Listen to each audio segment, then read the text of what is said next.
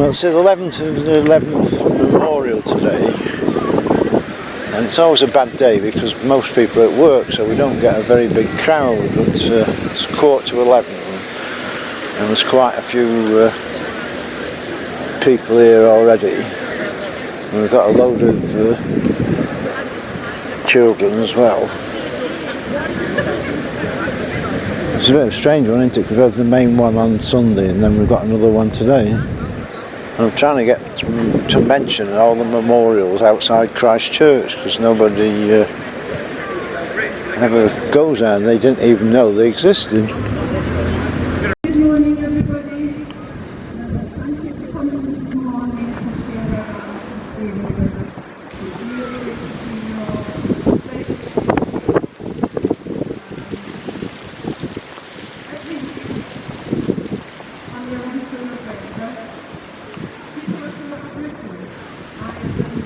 and many other countries, taught to remember.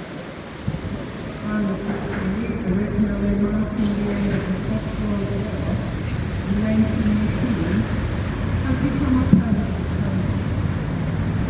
It's a symbol of reflection and gratitude for all who have suffered. Can't hear them, can we? It's a time of remembrance for all of the hope. A hope that the world might one day know lasting peace. At the 11th hour of the 11th day of the 11th month, we observe a moment of silence. In this stillness, we remember those who sacrificed and to never be found. We think of families left behind, of dreams interrupted, of future forever changed. This silence connects us to the past, inviting us to honor the courage and the resilience of generations to endure the unimaginable. Armistice Day is not only about soldiers who fought in the trenches of the First World War. To get in a bit closer because we can't hear. It encompasses all men and women who have served across every continent, on land, at sea, and in the air. We remember the nurses and the medics who tended the wounded, the volunteers who supported from home, and the communities that rebuilt in the aftermath of the destruction. Each act of bravery and kindness is worthy of our gratitude. Remembrance is not a ritual, it's a lesson. The horrors of war serve as a stark reminder of the importance of dialogue, understanding, and persistence.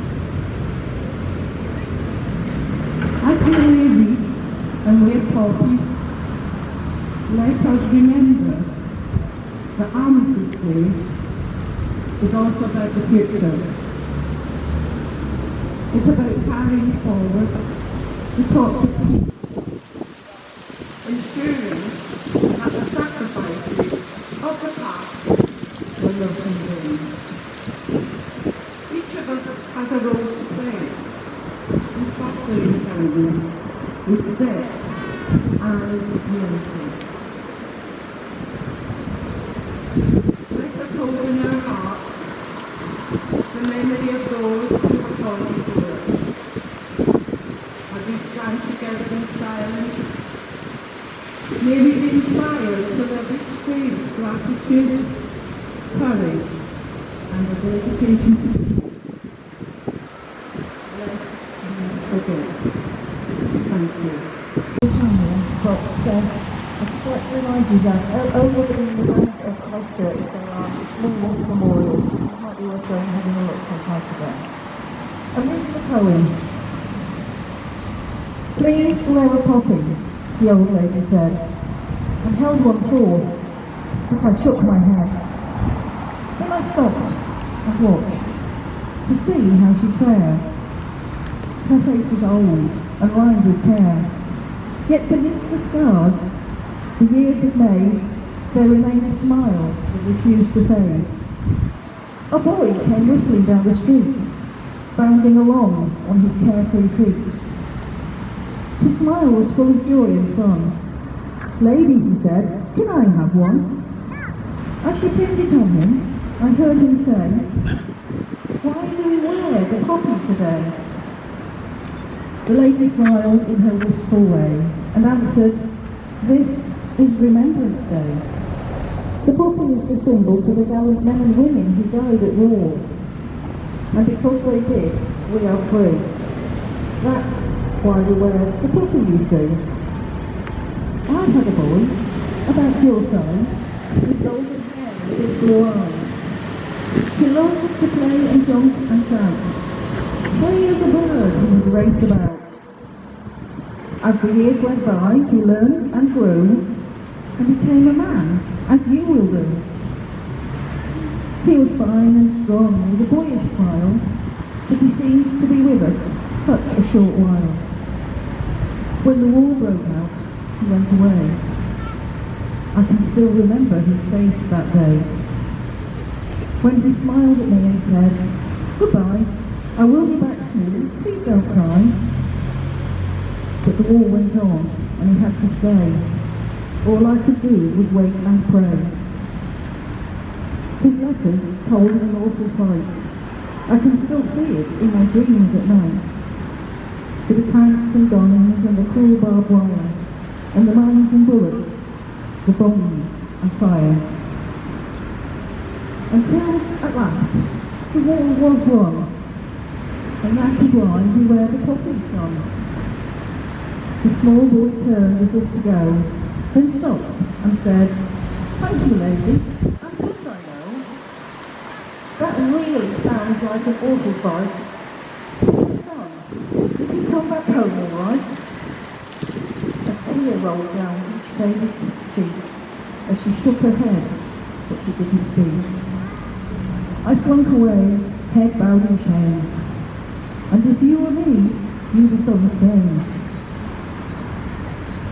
For our thanks and giving is often delayed, though our freedom was bought by those who paid. And so, when you see a poppy worn, let us reflect on the burden borne by those who gave their precious all, when asked to answer duty's call, so that we, at home, may live in peace.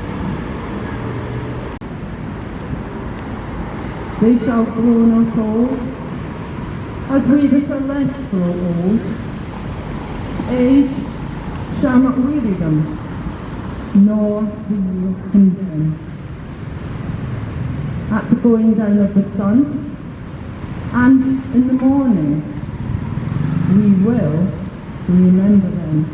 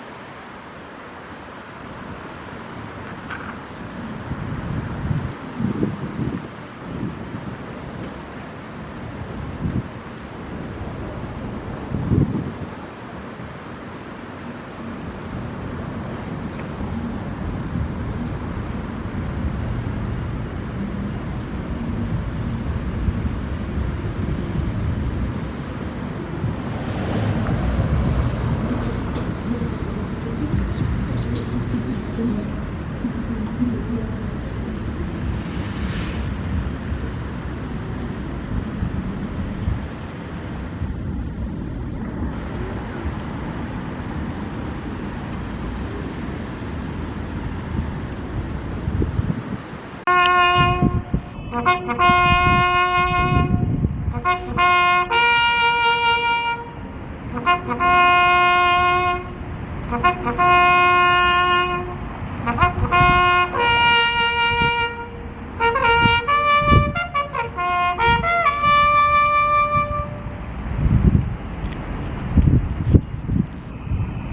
you go home, tell them of us and say, for your tomorrow, we gave our today.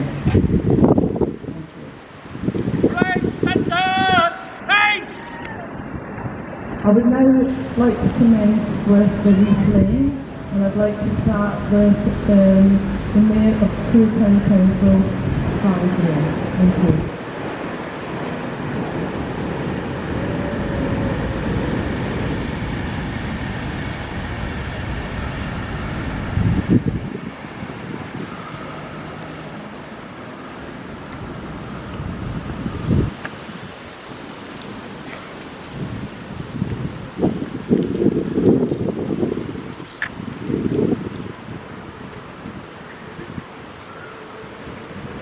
Invite the Royal British Legion Rep to lead us in.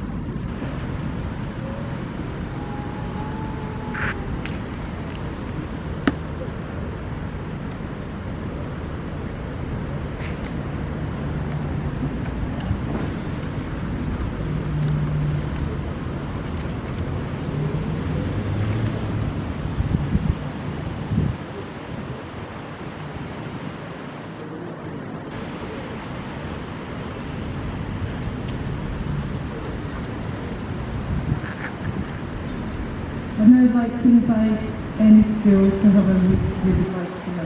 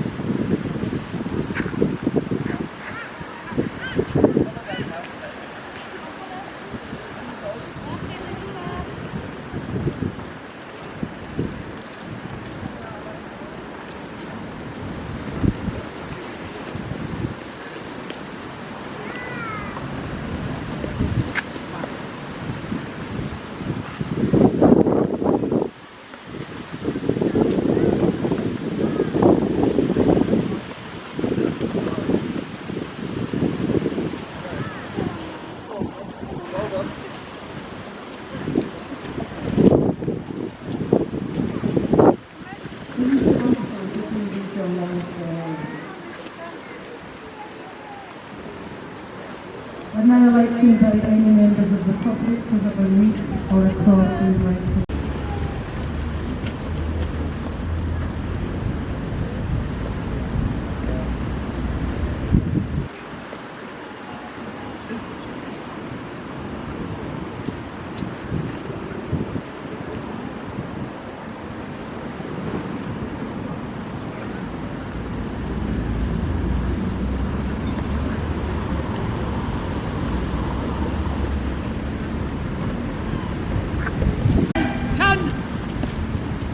ladies and gentlemen, that this is Act of Remembrance for today.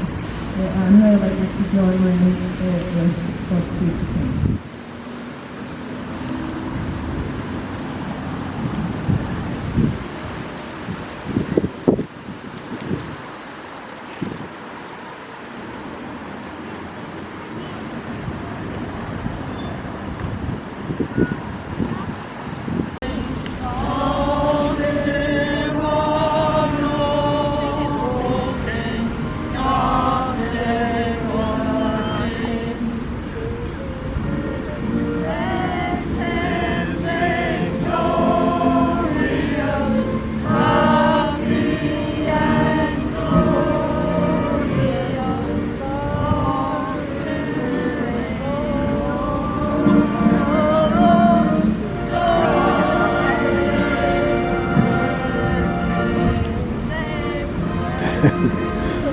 I think we wanted the Royal Engineers to come.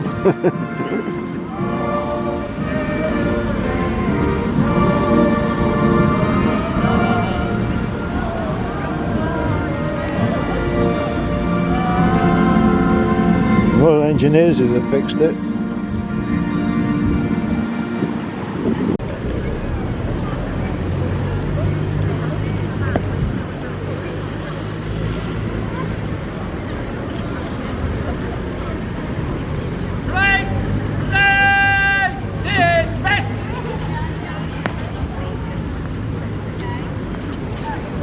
And we did get the mayor to mention these here because these are the people from Crewe that gave their lives that nobody ever comes and looks at.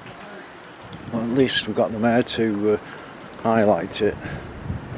And we're trying to decide if these are the same names as on the memorial or these are different ones. We'll just come along and remember these. Every year I mention this, that these really should be round the memorial like they were originally when it was on the square.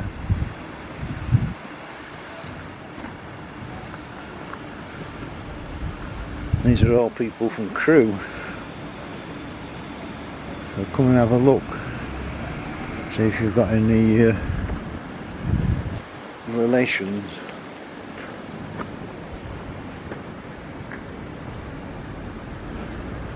Nice to see the owl that's done its bit for the memorial. Got the flags up, etc.